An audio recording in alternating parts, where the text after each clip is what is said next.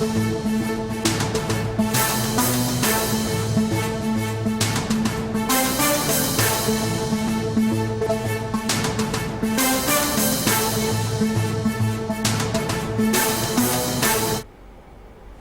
News చూస్తున్నాం.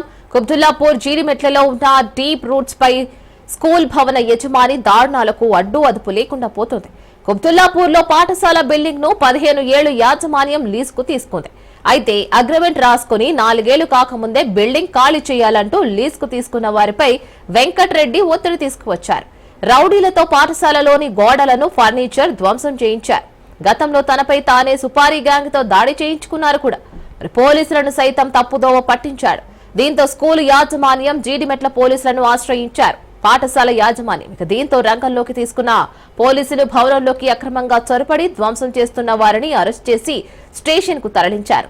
భవన యజమాని వెంకటరెడ్డిపై పలు సెక్షన్ల కింద కేసు నమోదు చేసుకుని దర్యాప్తు చేపట్టారు.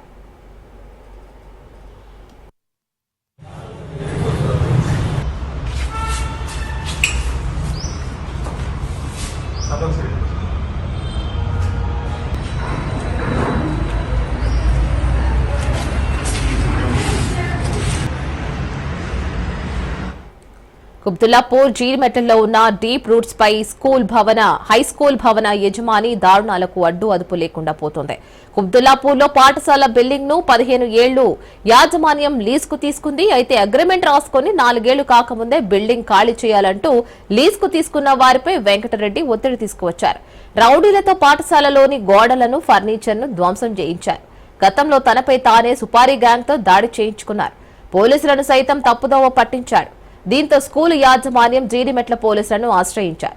దీంతో రంగంలోకి దిగిన పోలీసులు భవనంలోకి అక్రమంగా చొరబడి ధ్వంసం చేస్తున్న వారిని అరెస్ట్ చేసి స్టేషన్ కు తరలించారు. భవన యజమాని వెంకటరెడ్డిపై పలు సెక్షన్ల కింద కేసు నమోదు చేసుకుని దర్యాప్తు చేపట్టారు.